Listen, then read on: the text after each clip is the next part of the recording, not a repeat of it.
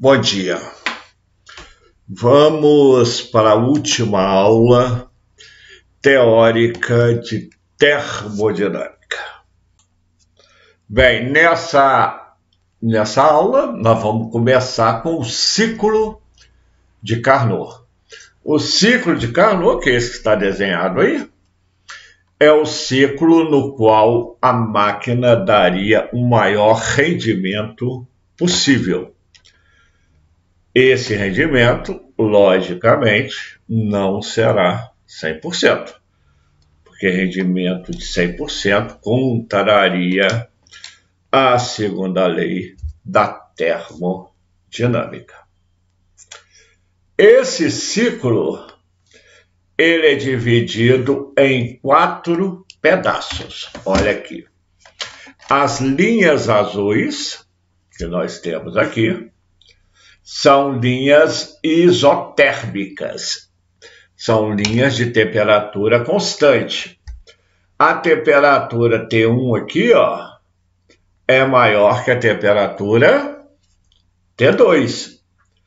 A linha mais afastada é a de maior temperatura. Maior temperatura, se você lembra, é a fonte quente. E a menor temperatura é a fonte fria. Não é isso? De A para B, se você olhar de A para B,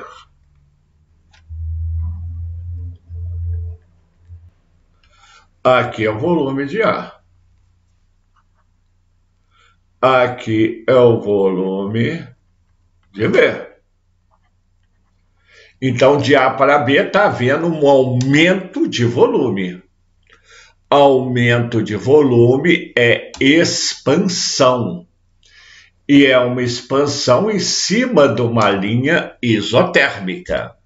Então, é uma expansão isotérmica.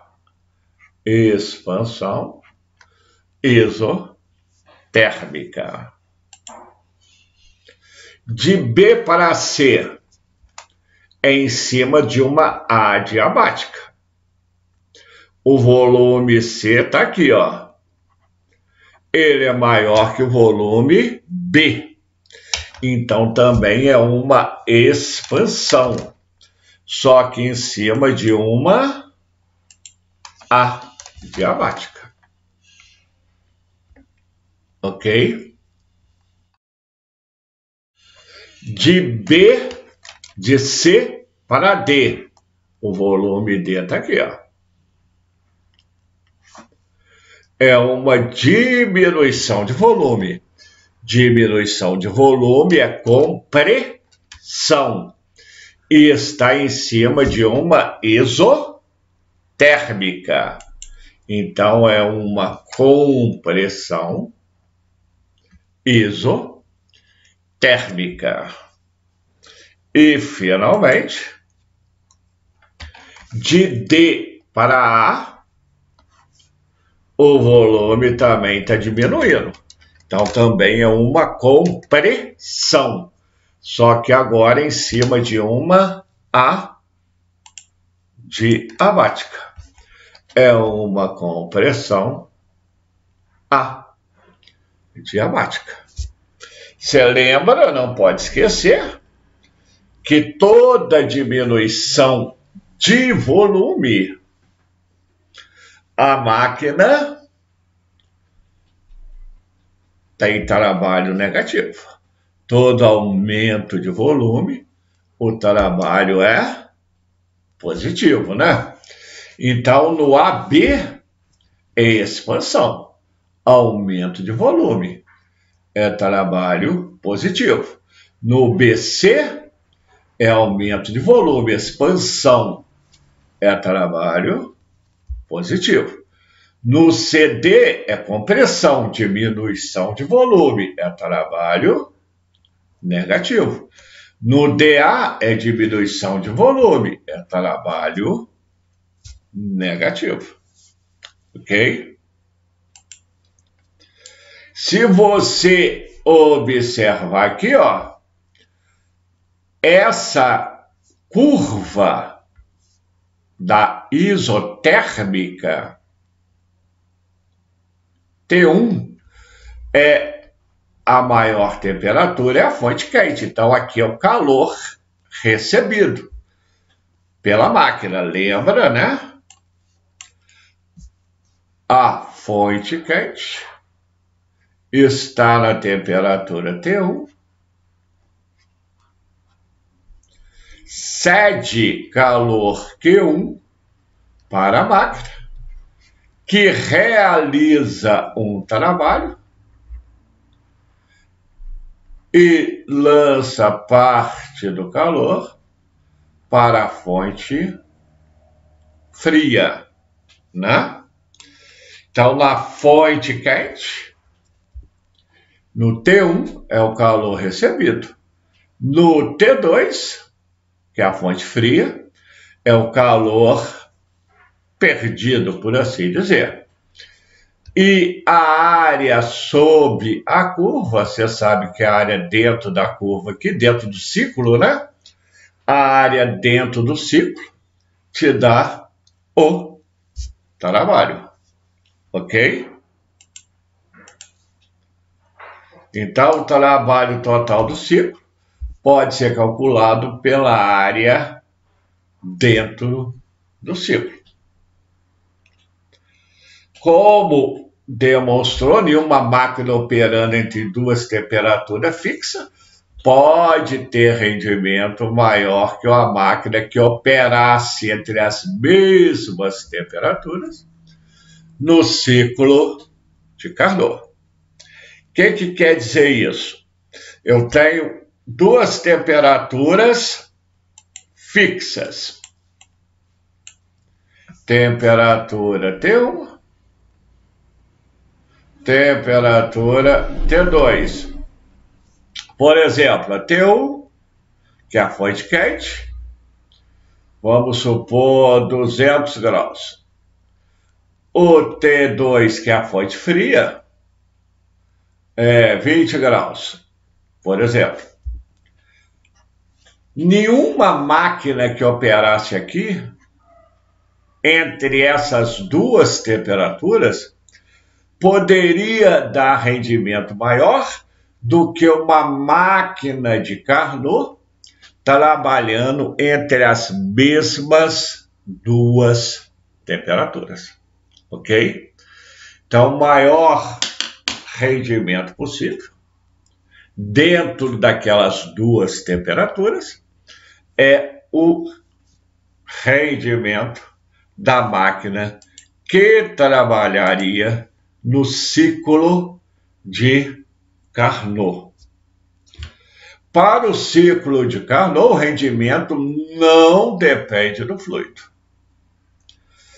Para as mesmas duas temperaturas, qualquer que seja o fluido, o rendimento será o mesmo. Por quê? Porque para o ciclo de Carnot, Q2 por Q1 é igual a T2 sobre T1. Para você visualizar, ó, Q1 é o calor fornecido pela fonte quente. Q2 é o calor que vai para a fonte fria. T1 é a temperatura da fonte quente.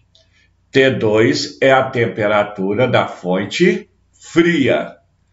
O calor que vai para a fonte fria, dividido pelo calor que vem da fonte quente, é igual à temperatura da fonte fria, dividido pela temperatura da fonte quente. Isso aqui só posso falar isso no caso de Carnot. Em nenhuma outra máquina eu posso afirmar isso. Só posso afirmar isso aí se a máquina for uma máquina de Carnot.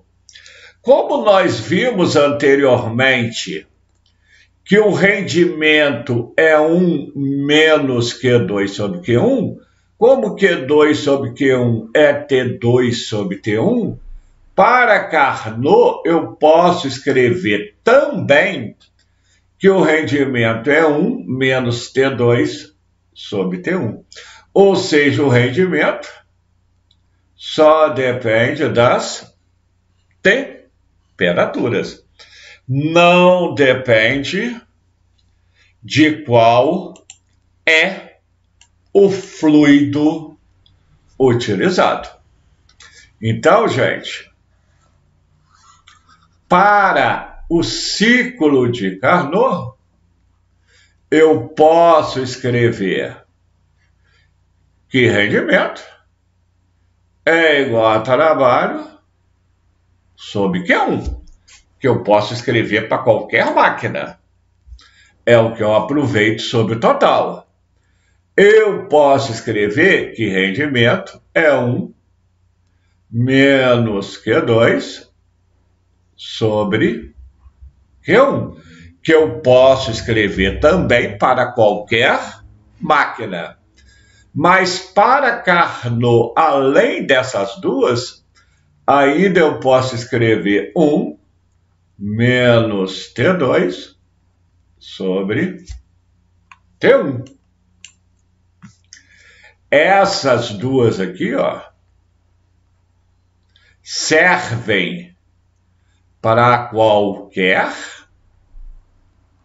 máquina, inclusive a de Carnot.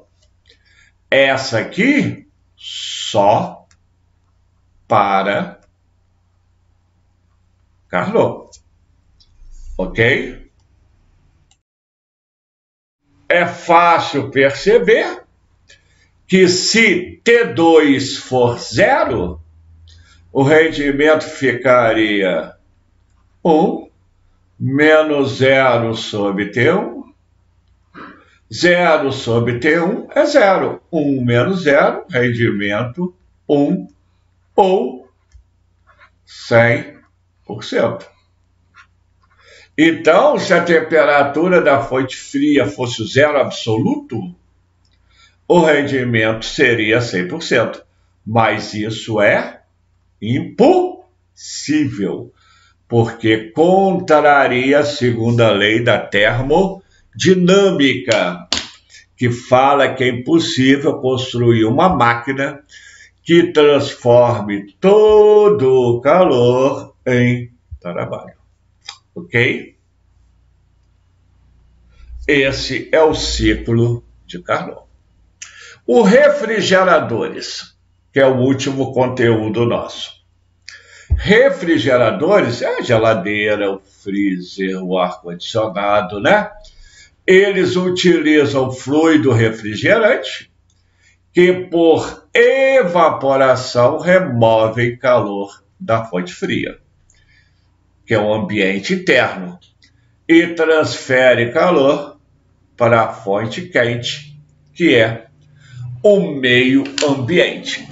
O refrigerador, como ele vai transferir calor da fonte fria para a fonte quente, como ele vai pegar calor da temperatura menor e jogar para temperatura maior, esse movimento não é espontâneo. Para isso acontecer, você tem de dar trabalho. É por isso que você tem de dar energia, né, na realizar um trabalho. É o que faz o compressor da geladeira, é o que faz o compressor do freezer, é o que faz o compressor do ar-condicionado. Na geladeira, no freezer, A fonte fria é dentro da geladeira. A fonte quente é o entorno da geladeira, a cozinha, a sala, onde tiver a copa. No ar-condicionado, a fonte fria é a sala que você quer refrigerar e a fonte quente é o meio externo, aonde o calor é jogado. Então, ó, é o que eu falei, como pela segunda lei da termodinâmica não é possível espontaneamente o calor ir da menor temperatura para maior, temos de fazer o uso do trabalho, que é o compressor que faz ao consumir energia elétrica, né? A geladeira não funciona se você não ligar. Não é espontâneo, é forçado através do compressor. Aí está o esquema do refrigerador. Você tem a fonte fria, a máquina tira calor da fonte fria. Ao executar um trabalho pelo compressor, e joga calor para a fonte quente. Logicamente, posso continuar falando a mesma coisa da máquina. Trabalho é igual a Q1 menos Q2. Trabalho é igual a Q1 menos Q2, ou seja, o Q1, que é o que vai para a fonte quente, é o que eu gastei na realização do trabalho, mais o calor que eu tirei da fonte fria. Em refrigerador, gente, embora provas apareçam rendimento, logicamente, se aparecer rendimento, você vai usar a equação do rendimento. Trabalho sobre Q1, 1 menos Q2 sobre Q1. Já vi isso em prova. Mas já vi também isso aqui, ó. Eficiência. O que é uma geladeira eficiente? Uma geladeira eficiente seria aquela que retirasse muito calor da fonte fria de dentro dela, executando pouco trabalho, ou seja, gastando pouca energia. Então, o refrigerador eficiente é o que tem um Q grande, tira muito calor e gasta pouca energia, pouco trabalho. Por isso que a eficiência é Q2 sobre trabalho. Se eu aumento o Q2, aumenta a eficiência. Ou seja, se eu tiro mais calor, aumenta a eficiência. Se eu diminuo o trabalho, aumenta a eficiência. Ou seja, se eu gasto menos energia, aumenta a eficiência. Então, a eficiência eficiente não é só tirar muito calor. É tirar muito calor gastando pouca energia. Ok? Como eu falei lá na frente, o motor a combustão é uma máquina térmica. Tem aí o desenho das principais partes que nós temos de falar. A vela, o duto de escape, a válvula de escape, o virabrequim, a biela, o pistão e o duto de admissão. Vamos ver como é que funciona isso aí. É um motor de 4 tempos, então são 4 tempos. Primeira coisa que ocorre é a admissão. A válvula é aberta, permitindo a entrada do combustível e uma mistura de ar e combustível, enquanto o pistão se move para baixo, aqui, ó, aumentando o espaço da câmara. Ou seja, vai entrando ar e combustível e o pistão vai descendo. É uma transformação adiabática, sem troca de calor com o meio. Segundo tempo, o pistão sobe. Ocorre a compressão. Também adiabática. O pistão sobe, empurrando aquela mistura lá para cima. Terceiro tempo é quando ocorre a explosão. E está aqui, ó, para fazer o pistão descer. No ponto de compressão máxima, quando o pistão chega lá em cima, se produz na vela uma faísca que provoca a explosão do combustível e seu aumento de temperatura. A explosão empurra o pistão para baixo, ainda com a válvula fechada. O motor realiza um trabalho contra o ambiente.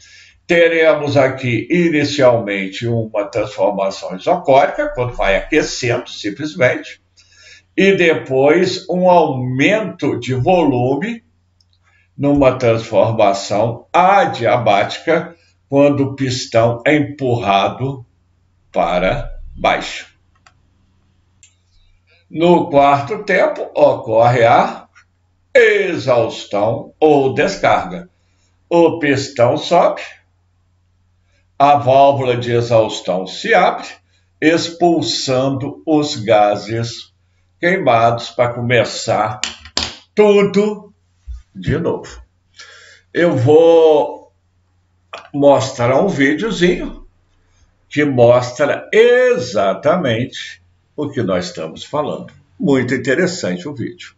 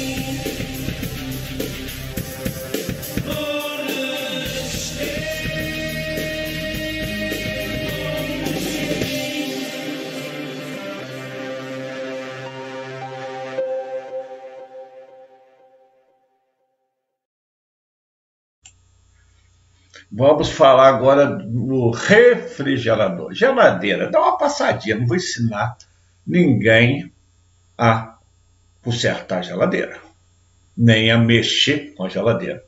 É só para dar uma visão geral, tá? Na geladeira usa-se uma substância refrigerante, que é forçada a fazer um percurso dentro de uns tubinhos que tem na geladeira, que nós vamos mostrar agora mesmo. Quem faz isso é o compressor. Você liga na tomada, o motor do compressor força tudo isso, tá? Durante muito tempo foi usado o freon, que não tem cheiro, não é tóxico, é barato, mas o freon agride a camada de ozônio. Então, a partir do protocolo de Montreal, foi adotado um protocolo para eliminar o freon de todas as atividades. Não era só na geladeira, não. Ele é usado também na indústria para produzir espuma, limpeza de circuito elétrico e tudo mais. Então, o objetivo é não usar mais o freon. Aí tem o esquemazinho da geladeira, né? Aqui tem o compressor, como vocês podem ver. Esse tubo aqui é o condensador, que é o que está atrás da geladeira, olha lá. Ó. É onde muita gente costuma botar tênis para secar, mas não é bom não, tá? Aí tem o tubo capilar, que é esse que sobe aqui fininho. Capilar, porque ele é fininho. Tem uma válvula aqui. E o evaporador que está dentro do congelador. É aqui que o calor é retirado da geladeira, tá? É através desse evaporador. Vamos dar uma passadinha. O compressor é acionado por um motor elétrico, comprime a substância refrigerante, sua pressão chega a mais ou menos 10 atm, a temperatura 41. Esse aumento de pressão faz a substância ter uma temperatura de liquefação próxima à temperatura ambiente. O que quer dizer isso?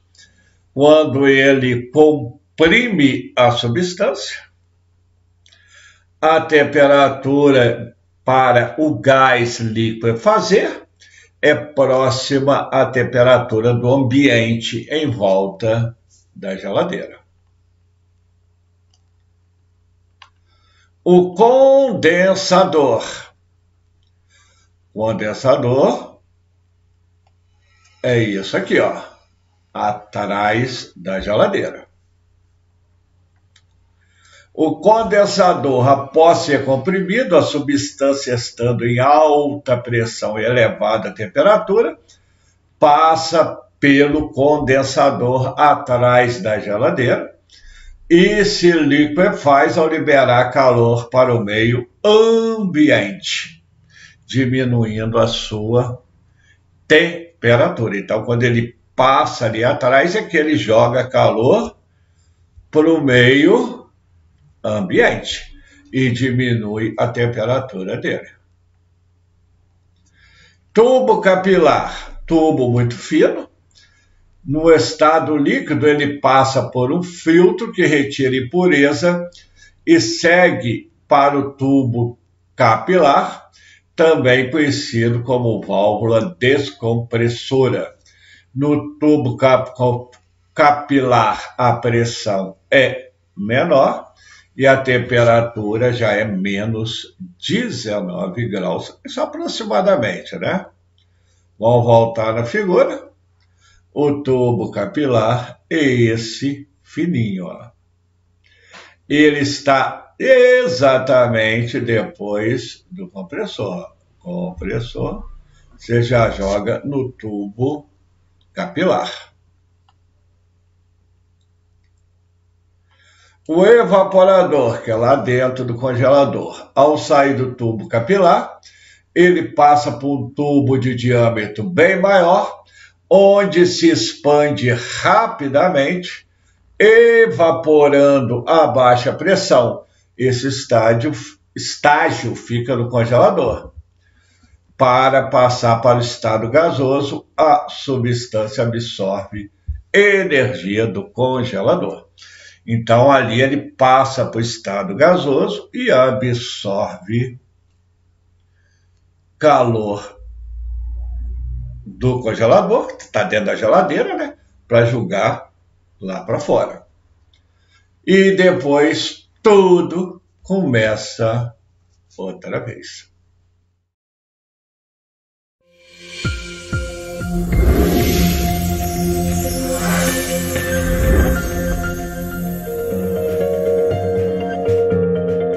Você sabe como funciona um circuito de refrigeração?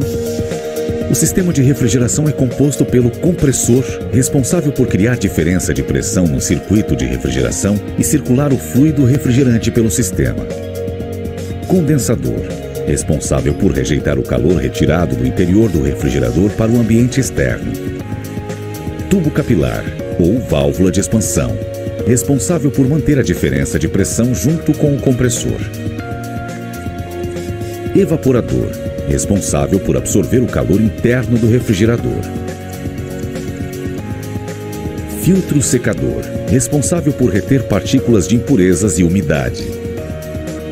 A função do sistema de refrigeração é retirar o calor presente no interior do refrigerador através da mudança de fase de fluido refrigerante, que, alternando seu estado entre líquido e vapor, funciona da seguinte maneira. Quando o refrigerador é ligado pela primeira vez, o fluido refrigerante dentro da tubulação do sistema de refrigeração é succionado e comprimido pelo compressor. Quando o fluido refrigerante sai deste componente, está no estado de vapor com a pressão e a temperatura aumentadas. Neste instante, observa-se um aumento da pressão de descarga e diminuição da pressão de sucção. O fluido refrigerante em forma de vapor passa pelo tubo de descarga para o condensador, onde inicia a transferência de calor do fluido refrigerante para o ar do ambiente exterior. Assim, o gás superaquecido que está no condensador esfria até atingir a temperatura de condensação, passando do estado gasoso para uma mistura de líquido e vapor, até atingir o estado de saturação, em que se torna totalmente líquido. Em seguida, o fluido refrigerante, já em estado de líquido subresfriado, passa pelo filtro secador que retém umidade residual. Na sequência, este líquido passa através do dispositivo de expansão, que pode ser um tubo capilar ou uma válvula de expansão.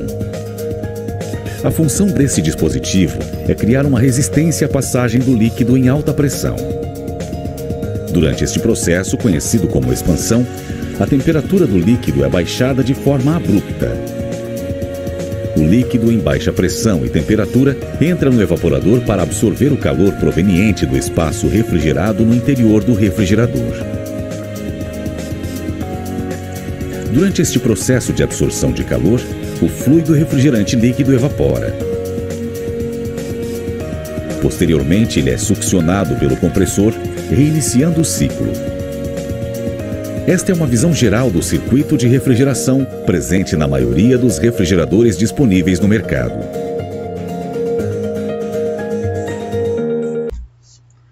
Com isso, terminamos a aula de termodinâmica teoria.